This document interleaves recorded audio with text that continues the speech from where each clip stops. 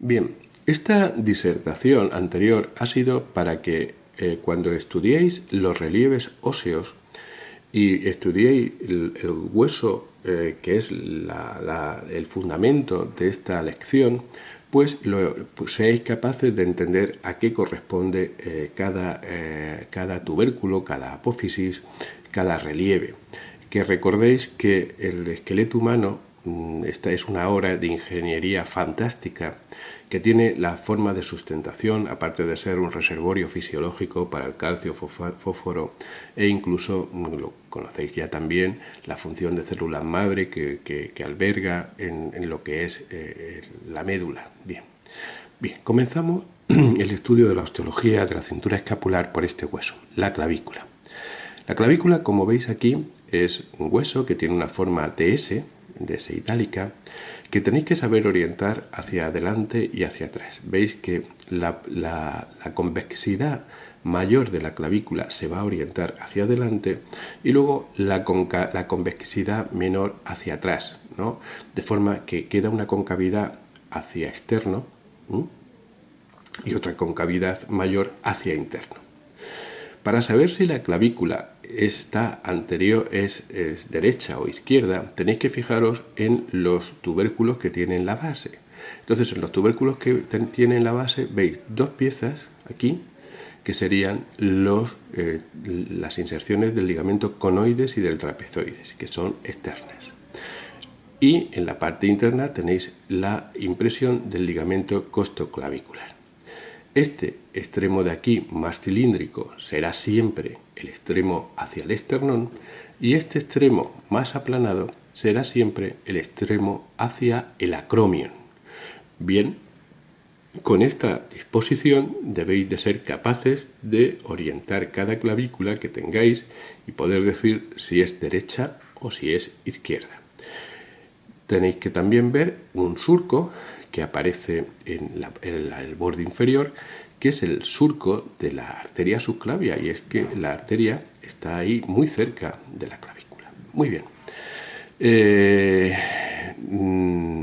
Veis aquí, en este dibujo que tenéis que estudiaros con interés, inserciones tanto en el borde superior, como el esternocleidomastoideo, el pectoral mayor, el deltoides, e inserciones en azul, como puede ser el del trapecio. Igualmente por el borde inferior, pues veis que aquí estaría la inserción del músculo subclavio, que es la división o la separación con esa estructura tan importante con la arteria, y en verde tenéis las inserciones de esos ligamentos, el conoides y el trapezoides, y el ligamento costoclavicular.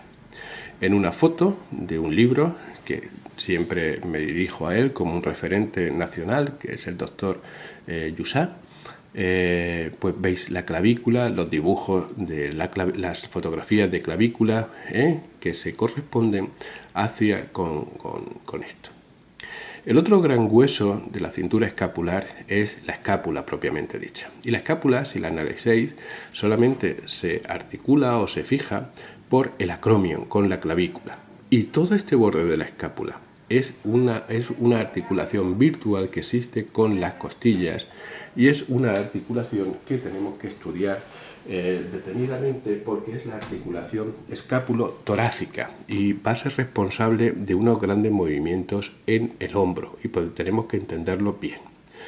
Veis un saliente en la escápula que es este de aquí, que es la coracoide, como si fuera un gusanito en la parte anterior. Veis su borde medial, su borde lateral, la cavidad glenoidea donde se va a articular el húmero, y veis que el cuerpo de la escápula realmente, si la ponéis a contraluz, son casi transparentes porque apenas hay hueso ahí. Es decir, el hueso de la escápula está aquí en el borde lateral y en el borde medial, igual que por la parte de atrás en esto de aquí, que es la espina de la escápula. Bien, ahora girad vuestras escápulas y las veréis en esta disposición, en una disposición transversal. Veis la cavidad glenoidea ¿Veis cómo la coracoides hace esta imagen así hacia adelante como si fuera un gusano? ¿Veis la espina de la escápula cómo aparece hacia atrás con el acromion? Y veis el cuerpo de la escápula. Esto recuerda una Y y es el fundamento de muchas proyecciones radiográficas. Bien, si esto es la espina de la escápula, esto que queda aquí será la fosa supraespinosa. Y lo que queda por debajo será la fosa infraespinosa. La cavidad glenoidea, si la veis, es donde se va a articular en la cabeza del húmero.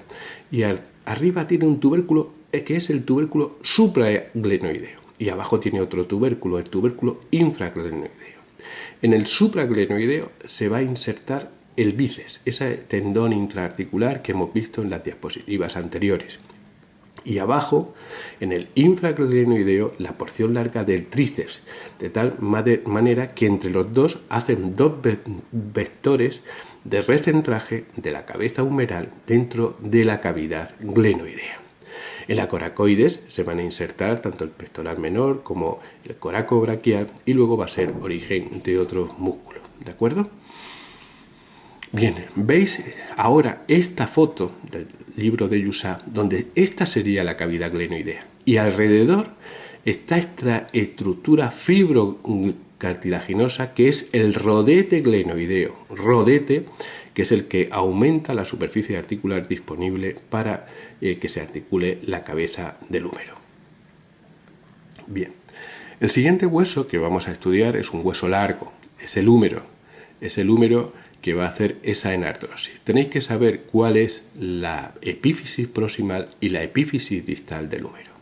La epífisis proximal del húmero es redondeada, la epífisis distal tiene una forma de paleta, son fácilmente distinguibles que va hacia el hombro y que va hacia el codo. Lo que tenéis que diferenciar es qué es cuál, si es un húmero derecho o si es un húmero izquierdo.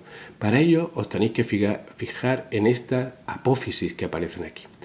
Tenéis esta apófisis que aparece, que será anterior, es el trocánter menor del húmero, lo que se llama en el húmero troquín.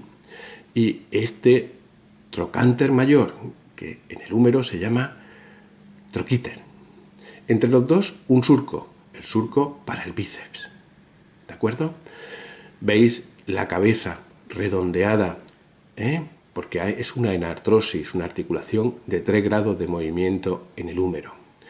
Y si os fijáis, si yo cortase el húmero en esta posición, veis que la diáfisis, porque ya sabéis que un hueso se compone de una epífisis, que es un extremo, hay una epífisis proximal y una epífisis distal, una metáfisis, que sería un trozo de hueso más esponjoso, y luego una diáfisis, que está formada por cortical y medular. Y esa diáfisis, que es el eje del hueso, a nivel proximal tiene una forma circunferencial y a nivel más distal tiene una forma triangular. ¿Y para qué tiene eso importancia? Pues tendrá importancia a la hora de operar esos húmeros. ¿Veis? Si vemos en esta fotografía lo que sería la cavidad, la articulación del hombro vista por detrás, donde hemos cortado y hemos extirpado la cabeza humeral que viene por aquí. Entonces, vista por detrás y mirando hacia el fondo, vemos lo que se vería en una simulación artroscópica, es decir, el tendón de la porción larga del bíceps, que es intraarticular y se inserta en el tubérculo supraglenoideo, el tendón del subescapular, el ligamento glenohumeral superior medio, el superior y el inferior, ¿vale?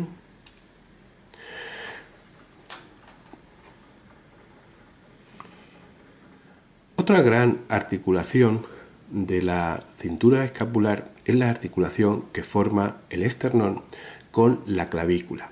Bien, esta es la articulación externo-clavicular.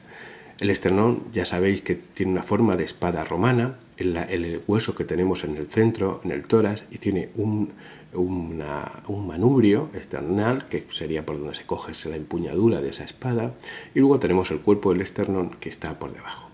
veis la inserción de las costillas, la primera costilla, la segunda costilla y la inserción de la clavícula. Veis que esta es una articulación ya sinovial, la articulación externoclavicular es una articulación sinovial y tiene un menisco aquí en la parte interna que hace que tenga como dos cavidades. Tiene unos ligamentos que son el ligamento externoclavicular anterior y el ligamento externoclavicular posterior, y luego hay otro ligamento que es el ligamento que va de la costilla a la clavícula, el ligamento costoclavicular. Y veis que por debajo la inserción del músculo subclavio, en esa zona de ahí. Esa articulación va a funcionar en conjunción con la articulación acromioclavicular, y la disposición de ambas tiene importancia en clínica. Bien, pues como hemos dicho, entonces los huesos que van a conformar esta cintura escapular son la escápula, la clavícula, las articulaciones acromioclavicular y externoclavicular, que aquí no está representada, que van a funcionar en conjunto. Vemos la articulación glenohumeral, no representada, pero tenéis que daros cuenta que aquí existe la articulación escápulo-torácica de la escápula con las costillas. Veis la cabeza del húmero y en muchísimos libros veis los orígenes e inserciones de músculos que debéis de conocer y que iremos viendo a lo largo del curso. Por la cara posterior, pues esos huesos tenéis que verlos en conjunto, como tenemos la escápula, el húmero. Veis en la escápula esa espina de la escápula cómo se continúa con el acromion y va a unirse luego por delante con la articulación acromioclavicular. No veríais la coracoides puesto que esta es anterior. Y tenéis que acostumbraros a que existen unos planos en el húmero. Entonces, si yo en el hombro hago un corte sagital, pues lo que aparece aquí es lo que veis. Es que existen unas bursas que separan huesos entre sí, para evitar que esos huesos, cuando yo levante el brazo, choquen. Es decir, este es el hombro levantándose. Y el hombro se levanta hasta 90 grados. Cuando el hombro llega a los 90 grados, se queda bloqueado. Y entonces tiene que hacer la cabeza del hombro una rotación externa para que no choque el troquíter, como habéis visto aquí. Y tiene que además la articulación escápulo-torácica hacer un movimiento tal que la escápula rota en su eje central para poder seguir levantando el brazo. Aquí veis que a los 90 se queda como bloqueada, que esa escápula, por eso aquí se produce tanta patología, y es por el choque que existe entre este tendón y el tendón del supraespinoso con el acromion, que aunque está protegido por esa bursa, pues tiene que hacer luego, para continuar el movimiento, una rotación. Bien, ¿nosotros cómo vemos los huesos? Pues cuando nosotros vemos los huesos en el ser humano vivo, no podemos hacer una disección para verlos tal. Por eso es tan importante que conozcamos sus relieves y luego, a la hora de poder interpretarlos, nos servimos de radiografías, de escáner, de TAC o de resonancias. Ya sabéis que el fundamento de la radiografía y el fundamento del TAC es el mismo, es decir, son radiaciones de forma que se emiten unos electrones que impactan en el hueso, que quedan retenidos porque tiene mayor densidad, y esos electrones finalmente, los que pasan las partes blandas, pues impresionan una película que es el negativo de lo que nosotros vemos. Por tanto, en una radiografía existen unas densidades del gris, que son 4. Está la densidad agua, está la densidad aire, está la densidad hueso y está la densidad que podríamos denominar grasa, que es la que vemos en tal. Entonces, la densidad hueso, pues veis que es esta que tenemos aquí. La densidad aire, pues podría ser esto. Esto podría ser una densidad grasa o muscular, ¿vale? Entonces, aquí vemos, por ejemplo, nos permite esta técnica ver aquí la primera costilla, la segunda costilla, la tercera, Aquí veríamos el pulmón, estas densidades aéreas. Aquí, por superposición, vemos la densidad del músculo trapecio. Aquí veríamos el arco superior de la aorta. Bien. Aquí estaríamos viendo algo que vimos en la otra clase, que serían las apófisis transversas. Y vemos los huesos que componen la cintura escapular. Entonces, para nominarlo, ya os dije en la clase que esto sería una radiografía del hombro. Primero se dice la región anatómica, antero-posterior, el plano, donde podemos ver la clavícula con su extremo external y su extremo acromial, la escápula y la cabeza del húmero. En cualquiera de estos numeritos que os pongo aquí, os podemos preguntar en clase y debéis de saberlo. El 1 correspondería al acromión. Esta sería la espina de la escápula. El 9 es espina de la escápula. El 4, que es este círculo que aparece aquí, es la coracoides. El 5 es la cavidad glenoidea. El 9, cuerpo de la escápula, borde lateral. El 7, cabeza humeral. El 2, el troquín. El 6, el troquíter. El 8, el canal por donde va el tendón del bíceps. El 10, la metáfisis. Os lo he puesto aquí para que lo vayáis viendo Pero también podemos hacer proyecciones, que en este caso también es una proyección de hombro, pero en un plano distinto, en el plano axial. Y tenéis que ser capaces de ver lo que hay. Aquí tendríamos la cavidad glenoidea.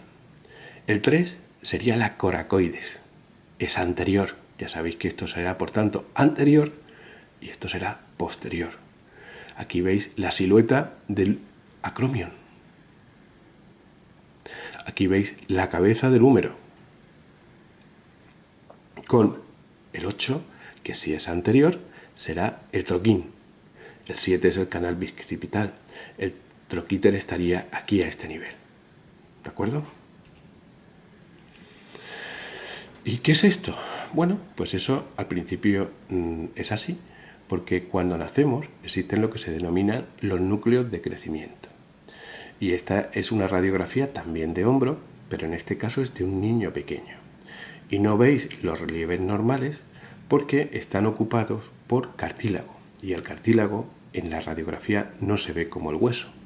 Entonces aquí tendríais una línea fisaria, que es por donde está creciendo el húmero. Aquí veis otra línea fisaria y aquí un 3 pequeñito, que es un núcleo de crecimiento para el trocánter menor. Este es el núcleo de crecimiento del trocánter mayor. Esta es la cavidad glenoidea. Esta es la escápula. Aquí tendríamos la espina de la escápula. Esta sería la clavícula. Veis que no han terminado de unirse. Esta sería una radiografía de un niño un poquito más mayor. Entonces ya veis que aquí esta sería la línea de crecimiento. Este sería el núcleo de crecimiento de la cabeza, que se ha hecho más mayor y que se está uniendo al núcleo de crecimiento del trocánter mayor. Esta sería la glena. Esta sería la coracoides. Esta sería la espina de la escápula y el acromión. Y esta sería la clavícula. Un niño más mayor y vemos cómo la cabeza del húmero se une con el tubérculo mayor, con el troquíter. Veis cómo persisten las líneas de crecimiento y esas líneas van a ser responsables luego de fracturas en clínica. Por ahí serán siempre zonas donde definiremos las líneas de fractura. Tenéis la cavidad glenoidea, tenéis la coracoides aquí, este gusanito, el 2. Tenéis el acromión, tenéis el extremo de la clavícula, uno de los últimos en fusionarse. Y aquí tenéis estos núcleos, cuando aparecen, cuando se fusionan, y con estos núcleos y estas radiografías podemos calcular la edad de un individuo. Porque debéis de saber ya que la edad de los individuos no es la edad cronológica. Una es la edad cronológica, obviamente, el día, el año y la fecha que se nació. Pero otra es la edad ósea, es decir, con ella debemos de calcular cuánto le queda a una persona por crecer, cuánto nació esa persona, y es una edad muy diferente.